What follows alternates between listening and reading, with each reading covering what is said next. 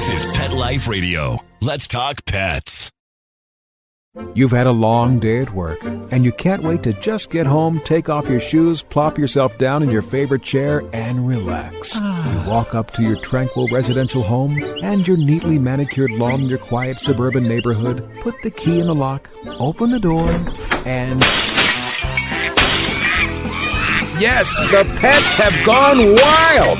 What were you thinking? Welcome to the show about everything you always wanted to know about exotic pets. Where to get them, what to feed them, and how to care for them. You'll even find out why some people live with a monkey. Now, here's your host, exotic pet expert and author Bob Tarte. Hey, Bob, what were you thinking? Hi, everybody. This is Bob Tarte, author of Featherbrained and Enslaved by Ducks, Foul Weather, and Kitty Cornered, and of course my new book. Oh, I'm having trouble talking. My new book, Featherbrained, and we're here listening to a eastern towhee at Island Lake State Recreation Area. It's a little cold, isn't it, Bill? It is freezing. We're birding here. And it's what? There's a bird actually frozen in midair. Let's get back in the car.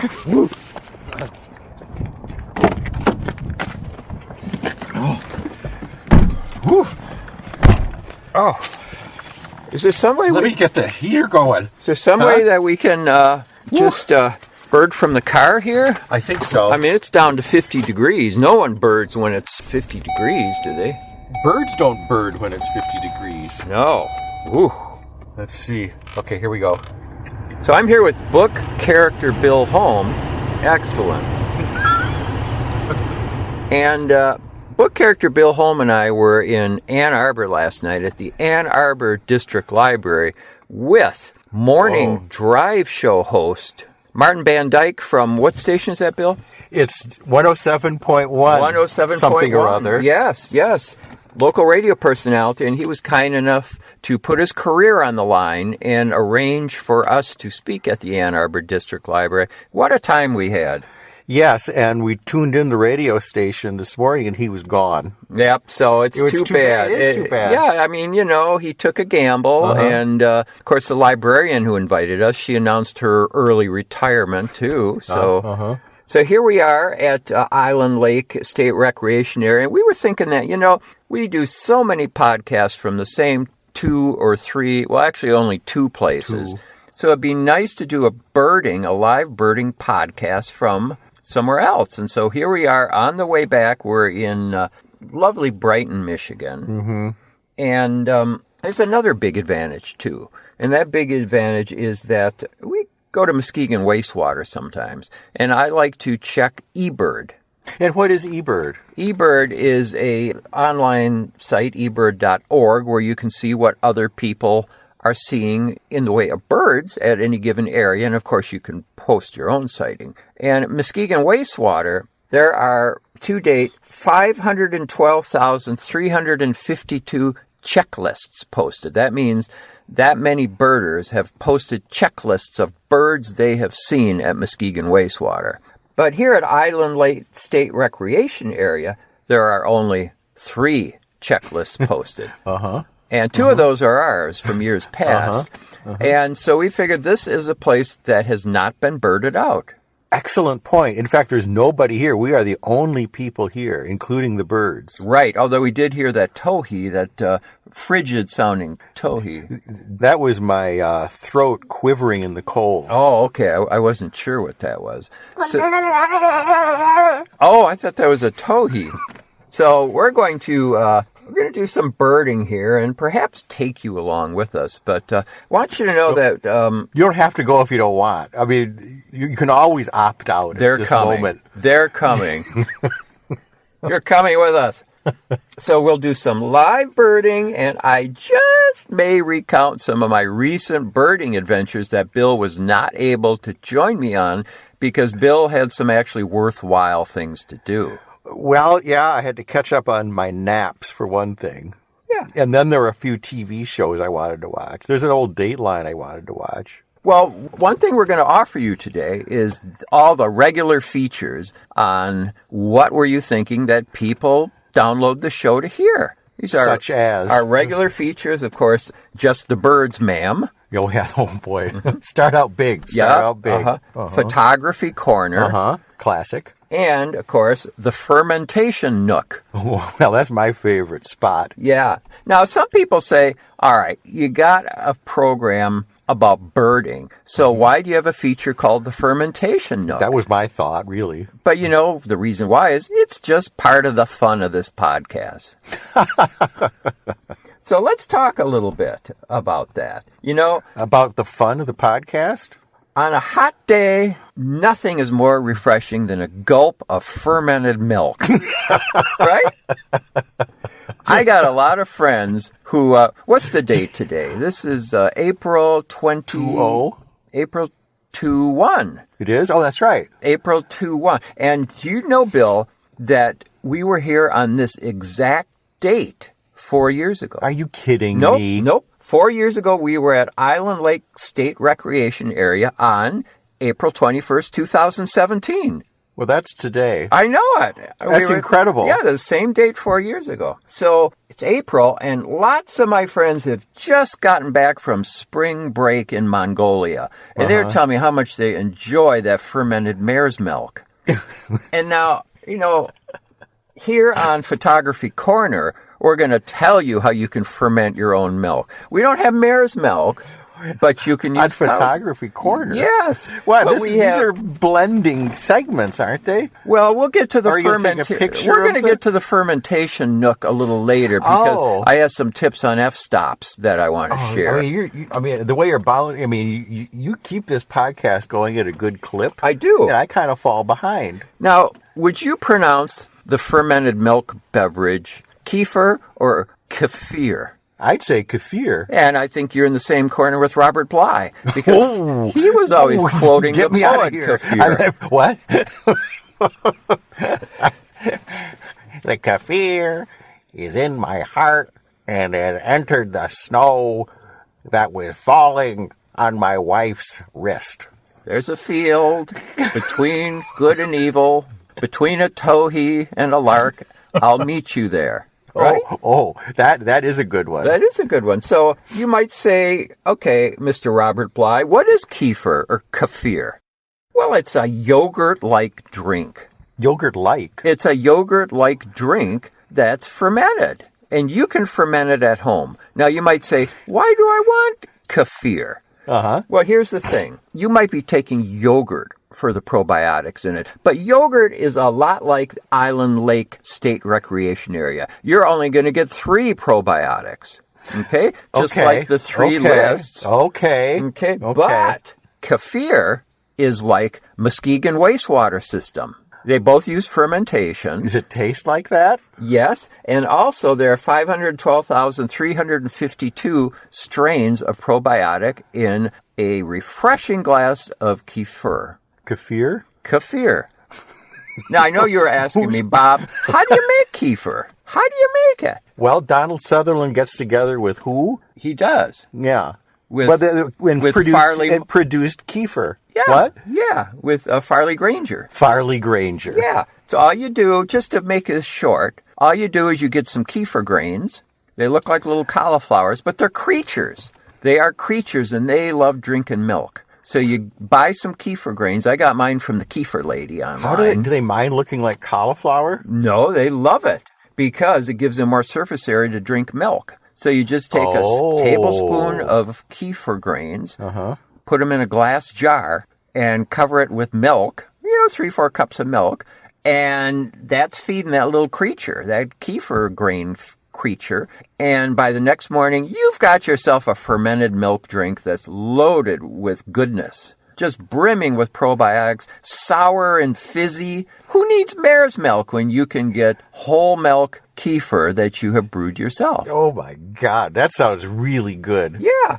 I bet everyone, on everyone's behalf, I want to thank you. Well, I've had so many photographers email me and ask for a recipe, and that was it. Now, what's the purpose of kefir? What's it supposed to do for you? Well, it just adds 6 trillion microscopic organisms of bacteria and yeast to your gut.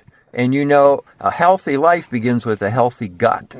Yes. Tell me about it. Yeah. Oh, and here's a vehicle. Oh, jeez. I think we broke some park regulation by speaking about fermented beverages. He was going to hit us. Just about T-boned us. Jeez. Yeah. Wow. He's parking right next to us. Oh, yeah. No, he's not. He's across the way. Okay. So before we go out and start birding, and looking at my battery level indicator, we may be in a little trouble. It looks like we only have enough battery power for 58 hours. Oh, no. Yeah. And I was going to kind of make this a marathon podcast. Well, a lot of people don't know that we actually do record 58 hours worth of material to ferment it to this final form. We do. And there are 5 million jokes that you have to digest in each podcast. But, we're all joked out. That's the problem. We've submitted too many jokes, and we're just joked out. Yeah, I think people realize that. Yeah. See who's getting out of the car back there. I don't like it. Can you see in your mirror? I'm looking. I'm trying to be subtle about it. So I'm going to just, before we go out, I'm just going to open our Just the Birds, Ma'am feature by talking about a recent rare bird I saw. And, Bill, you weren't able to go with me because you were doing something important. Oh, absolutely. But I saw a bird called a ruff at Muskegon Wastewater. I did. I think it escaped from Scooby-Doo. I'm not sure. But... Pardon? But the ruff, now here's the thing I don't get. Okay. Maybe I can help you. Are those yoga pants? I think so. Huh. Well, they may just be running athletic pants. Oh, it might be, yeah. We're just commenting on something that's hanging from a sign up here. There's a pair of pants hanging from a sign, and we wondered what they were. So I went to see the ruff, which is a really rare bird in Michigan, and this is what bothers me, the fictionalization of birding. Whoa. Because... I know it's full of lies. Well, the thing is that I read in, I believe, the Peterson Field Guide that this is a bird from Eurasia. What? Yep, it's not supposed to be in the United States at all. It's from Eurasia. And I'm thinking, you can't pull the wool over my eyes. I read 1984. That's one of those made-up countries like Oceania and Australia, right? It sure is. Yeah, so... It sure is. So I don't know. That is very insightful of you. Yeah, so it was this very beautiful shorebird, and I was also mad because when I went to Muskegon Wastewater, I wanted there to be plenty of other birders just to point and show me where the bird was so I didn't have to do any work at all. But no one was there because we were having a windstorm at the time, and I had to find the bird myself. But it was a shorebird. It was in with some pectoral sandpipers. What was it doing there? Well, I don't know. How do the pectoral sandpipers feel about that? I don't know. They were flexing their pecs. But the ruff was bigger than them all, and he was kind of chasing them. Yeah, sure. Yeah. That's why no one likes the ruff. No, Maybe that's why the ruff got kicked out of Eurasia. I bet that's and Oceania, too. I don't know exactly where Eurasia is, but I bet it's a long ways away. Yeah, I mean, it's like the North and South American landmass. That really narrows it down. I saw a toucan. Where's the toucan from? Oh, North and South America. Wow, yeah. Well, Bill, this is going to be hard let me think about that for a minute. This is going to be hard to believe, but you know how sometimes we talk and talk and talk and we've only filled 7 minutes? Yeah. We've hardly done anything except Photography Corner, and it's 14 minutes have passed already. Are you kidding? No, and you didn't get to talk about... Bill has a new feature called Radio's Too Big to Fit in Your Pocket. Yes. I've been thinking about this for a long time. It took me a long time to sell Bob on the idea. But I think it's a good idea. All right. So after, we'll do some live birding here. If you ready to brave the temperatures again? Well, I found my hat. Okay. All right. So we're going to try. We're birding just for you folks. We don't want to bird. We don't want to be here. We hate it, right? Absolutely. We loathe life. This is ridiculous. What are we doing here? Yeah. We'd rather be extinct. Absolutely. But just for you, we're going to go birding right now. So we'll be back. I hope you better enjoy it. Yeah. Geez. We have the most ungrateful listeners to any podcast on the planet. We never hear from any of them. Why do we put up with it? In a positive way. Well, we're leaving. There's going to be a word from our sponsor. And if you people are nice and show us a little respect, we're going to be back. Yeah.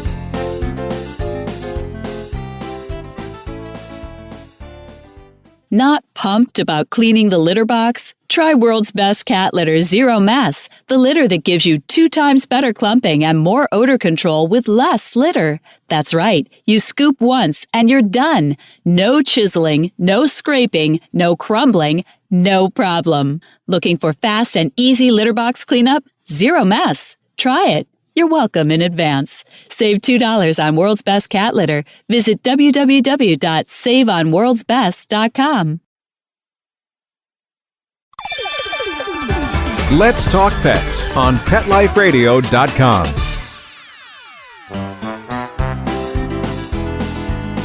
Well, this is pretty exciting, Bill. I mean, you might be hearing, we got a ruby crown kinglet in it. There's the towhee singing, the Rufus towhee. Excuse me, the, what are they called? Eastern towhee. And you might, ruby crown kinglet is singing right here, too. He sounds kind of like a little troll complaining that we're here. Well, I don't blame him. Well, that's pretty exciting. Mm-hmm. Now what?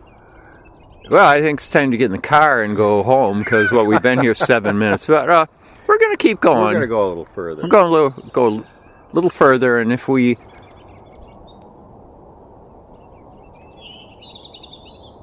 Wow, the birds are serenading us. Yeah. It's almost like being at Island State Recreation Area with Richard Harris. Oh, yes. That famous Welsh country and western singer. Uh-huh. Yeah. Well, you know, the birds are just lined up on this branch, singing right to us. They are. Okay, well, let's go see what else we can find here. So there's some puddles here where we're walking. We're walking by, is that the Huron River? I think we're walking in the Huron River right now. Yeah, but you know, some people might be kind of a glass half full kind of person about this, but I say it's the Huron River coming up over the banks to greet us today. Yeah, and blocking our way. Yeah. Fine. And we haven't seen any more birds or heard any yet, but remember, we do have other features that we can discuss on this show, and you are with us birding for both the thrills and the disappointments. Yeah, I've experienced both in large measure. Well, so we can far. take our listeners back to the time that we were on this bridge, and there was a bicycle breakdown that we remember. And the reason I remember it is a woman whose bicycle broke down, she stopped just as a redstart landed on a tree. And that was a gorgeous redstart. It sure was. Yep. And so we watched that for a while. Uh-huh. And trying to think if we saw any other birds that day. For some reason, that redstart comes to mind. It was I don't beautiful. remember anything with the redstart. Yeah. So, but we're right at the river, and we'll let you know if we see any more. It's really silent here right now. You'd think by the river there'd be something. You would think so. Oh, I think there's a bicyclist. I think there's a bicyclist up ahead, and we don't want to be in the way, so... We're right in the middle of the path. Yeah, so I'm going to hide in the bushes and peep out, okay? So we'll be back. Got your binoculars? I do. Well, we're back at Island Lake State Recreation Area with some crows commenting in the background. And how long were we at the Huron River site just now? How long did we spend there? Oh, about 5 minutes. 5 minutes. And really, we didn't see anything right away. And our philosophy of birding is if you don't see something right away, A, move on, or B, just quit for the day. Quit for the day. Is it time for a drink? I think it is, but hey, the sun is peeping out, just like we were peeping out on the path a few minutes ago in hopes of seeing more ruby-crowned kinglets. But we didn't. But we got a tip from a runner, and what did he tell us? He told us he saw... An albino turkey. An albino turkey hen, he said. Hen. So... we're getting low on eggs at the house. Uh-huh. And so I thought I might check that out and see if... I love a drumstick. Yeah.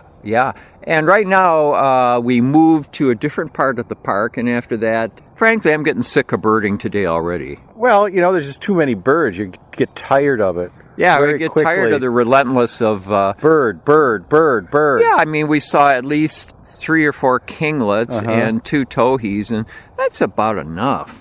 I'm exhausted. Mm-hmm. But this is curious. It says multi-use trail right here. We're at the yellow trail where the turkeys are supposed to be. And what are you going to use the trail for? Well, there's so many possibilities. There's multiple possibilities, but I'm going to use it as a bathroom. That's a good idea. I thought of using it I was going to claim part of it and start mapping out a location for condos. Oh, excellent. You Yeah. see, you think in the long term. I'm thinking only of my immediate needs. Yes. Hey, the sun is out. It might be What a happened? grand day already, so we'll let you know. And did you have a Richard Simmons comment before we moved on? I am just glad that he's okay. Mm-hmm. And I know he has a special shout out to Laura. Mm-hmm. And he wanted her to know that he's fine, that he's just a little bit under the weather. All right, that's great. And he would not be under the weather if he was here with the sun coming out again. Boy, I think he stays indoors too much these days. I do too. But, I think our show's a little too much information packed today, so we might want to tamp it down a little bit so that we don't lose our listeners with all the bird descriptions. So we're going to go walking a little bit and let you catch your breath, and if we see more birds, we'll let you know. Otherwise, we're just going to jump right into some of our other features. You ought to really just slow down the recording so that people have time to absorb all the information, because it just flies right by. That's true, just like the kinglets. So we're walking on this yellow trail a while, and kind of bothers me because before long the yellow trail merged with the blue trail, and the trails were hybridizing, just like the glaucous gull. So I got all confused. I know it. We end up on the green trail that way, and now I'm totally lost. Yeah. So we're lost in the pines. Yeah, and speaking of that, I've been hearing what I think might be a pine warbler, and I wish there was some way I don't have my iPhone with me that has birding calls on it, because then I could call it and see if the bird would answer. Well, I can do the pine warbler. I mean, I can... What do you mean you can do it? I do a really good pine warbler impersonation. Oh, well, I don't know. It has to be pretty good to get a response. It's not bad. I've been working on it for a while. All right. Let's see how it sounds. Okay. All right. That is good. Mm-hmm. Try it again. Yeah, what do you think?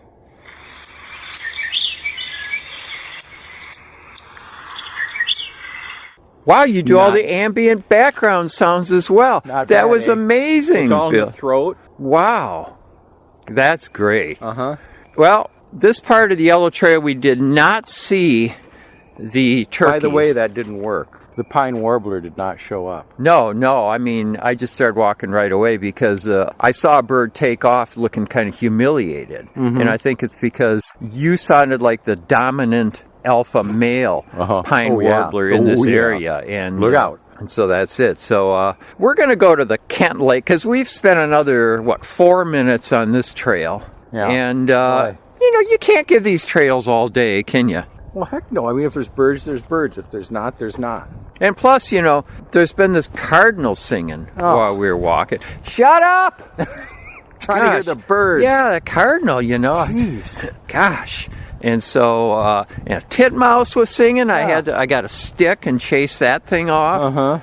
Because, I want to hear birds. I don't want to hear a cardinal and a titmouse. I want to hear birds. That's what I'm here for. Yeah. So, we're going to take you to Kent Lake, and I hope we have time to get into our other features. Fermentation Corner, we haven't gotten into that yet. I'm looking forward to that. And I have a birding story I just have to tell. Even if we go 10 minutes over, I have to tell the birding story. Is it 10 minutes long? The story itself? No, but we might still go 10 minutes over because... there's that... Was that you, Bill, or was that the bird we thought was the pine warbler? I think it was the bird. I don't remember doing that. Yeah, but sometimes I've noticed if you get... I know. If you get a lozenge stuck in your windpipe, you tend to do a pine warbler call. I know. Are we lost? Oh. So we're going to get in the car and buzz over to Kent Lake because that's still technically part of Island Lake State Recreation Area. And we hope you are enjoying this birding day as much as we are. Yeah, we're doing great. Yeah, we're doing great. But the sun is out now. Yeah, the whole day The sky is blue. It's beautiful, and so are you. Dear birders, won't you join us today? Wow. We'll be back.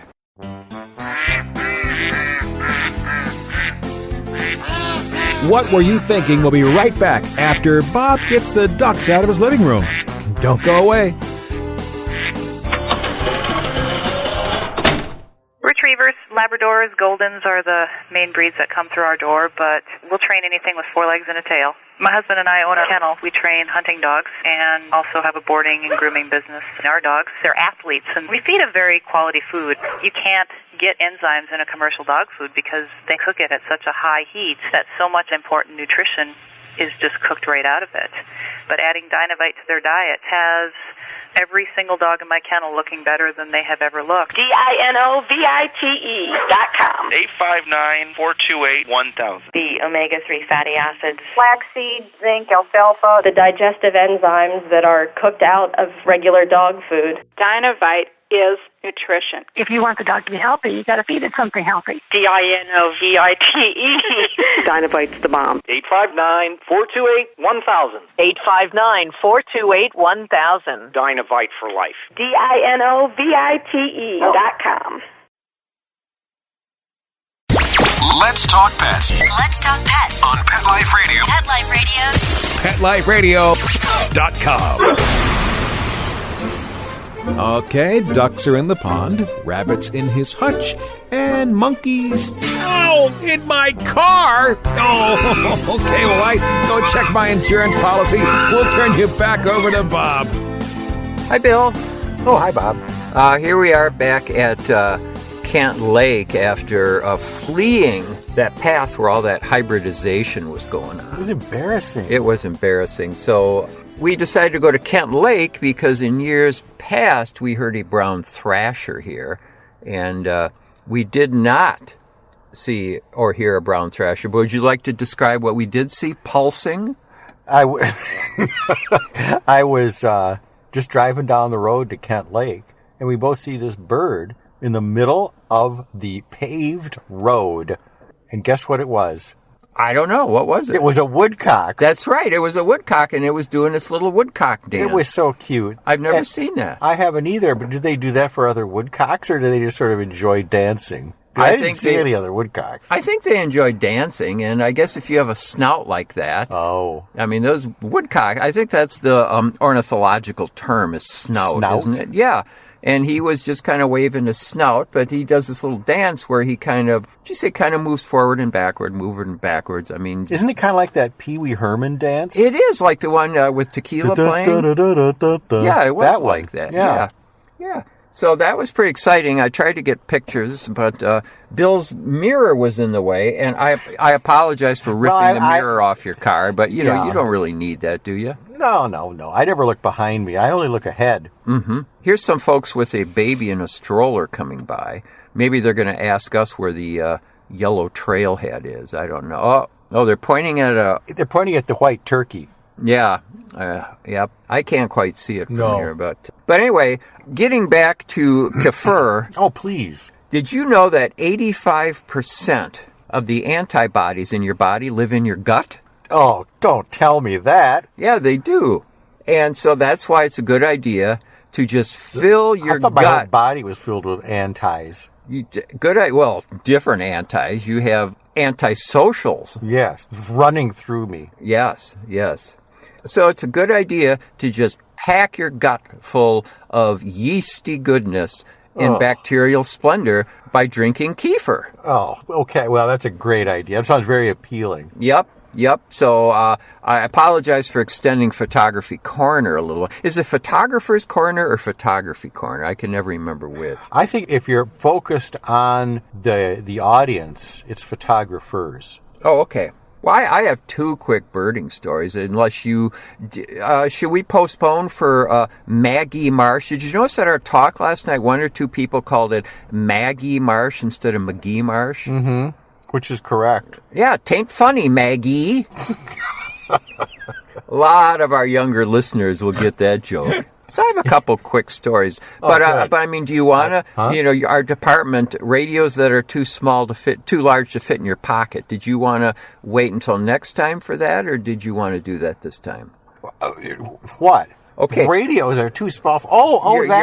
Our department, our regular feature on what were you thinking birding. Uh-huh. Maybe we should wait until you actually have the radio at hand. That'd be good for... I don't have it with me at the moment. I forgot. Yep. Okay. I think we left it in the hotel room along with my wallet, my camera, and 100 pounds of lead bullion. Oh, That's not much. Forget the lead bullion? Well, 100 pounds isn't much, and it's easy to forget. So I got two little stories for you. Okay. One. The first is that I went to Caledonia sewage ponds. There's a theme in this whole about bacteria breaking things down. Well, I was bringing some kefir there to see if it would have a positive effect breaking down the bad bacteria. So I was there, and I wasn't there a couple of minutes when I noticed another birder. And so I wanted to see if he was seeing anything interesting there, because so far I had only seen yellow legs. And I'm not talking about yoga pants. I'm talking about a bird. There's greater yellow legs and lesser yellow legs. And I saw them, and then I saw this other birder. And he was sort of an elderly gent, a few years even older than I am. Whoa. And so I stopped and I said to him, "Oh, what you seeing today?" And he said, "Just what everyone reported." Really? Yeah. And I said, "Oh?" And I said, "Well, they look like there are a lot of ducks down there." And yeah.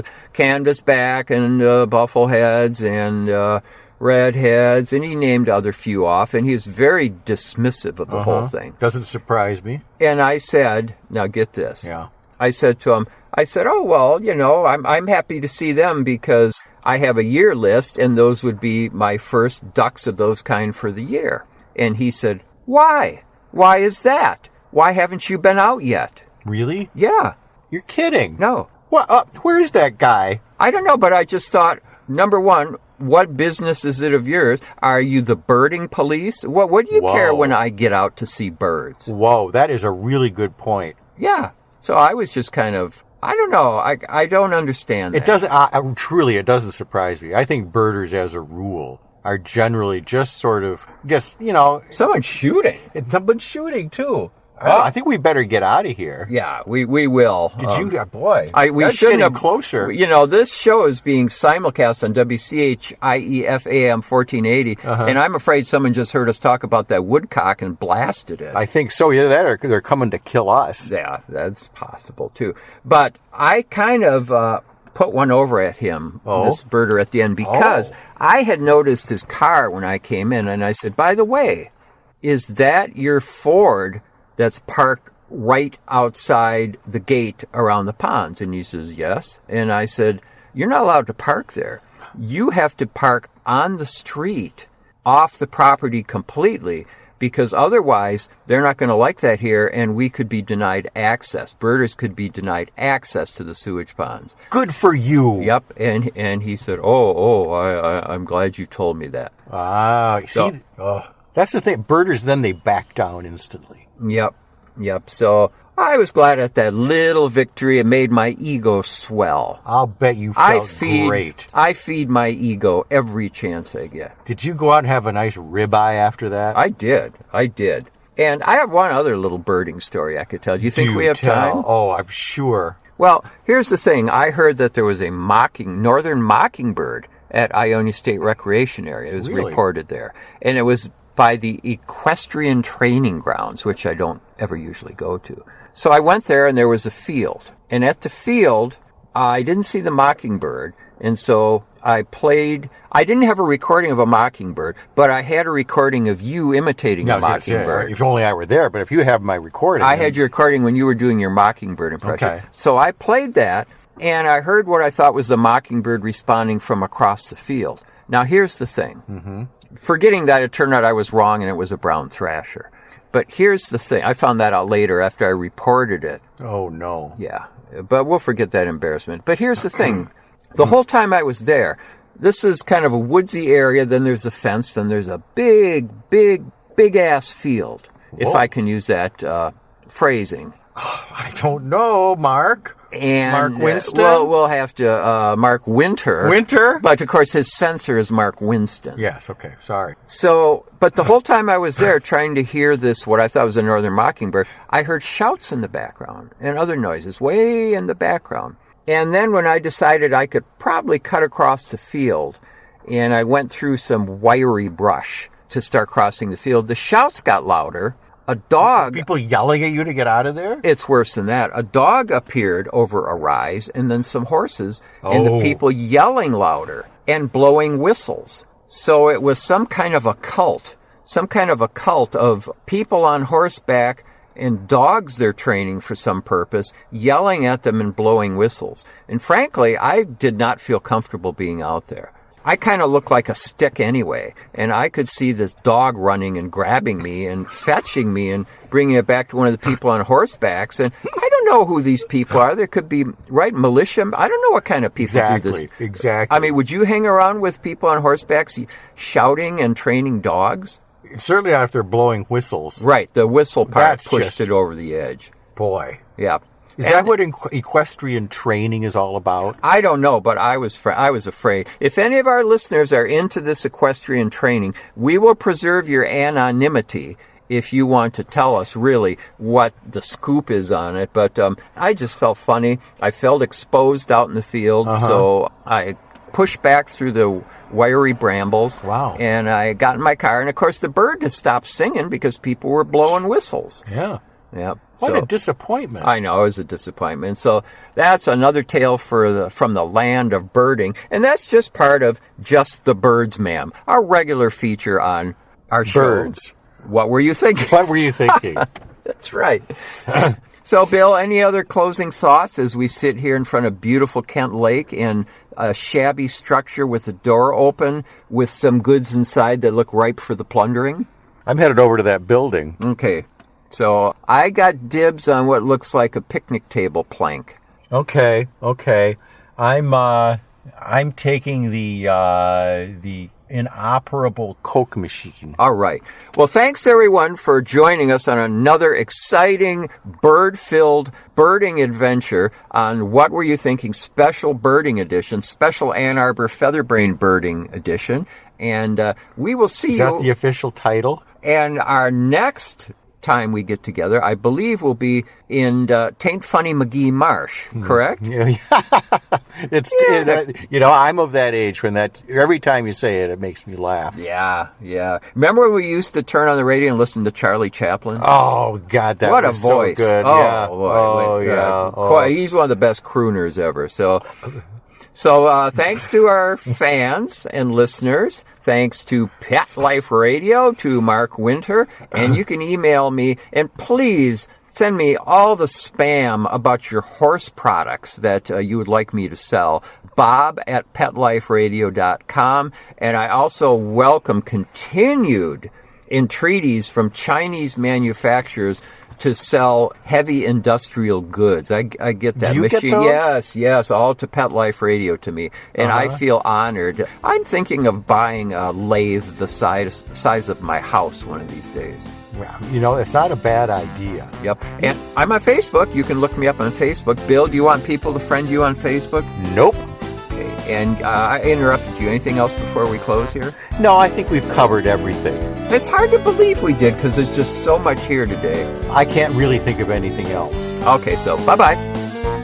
Thinking about buying a monkey? How about a ferret or a skunk? Then check out the show that will answer the burning questions. Where do you get them? What do you feed them? How do you take care of them? And most of all, what were you thinking? With exotic pet expert and author Bob Tarte. Every week on demand from PetLifeRadio.com.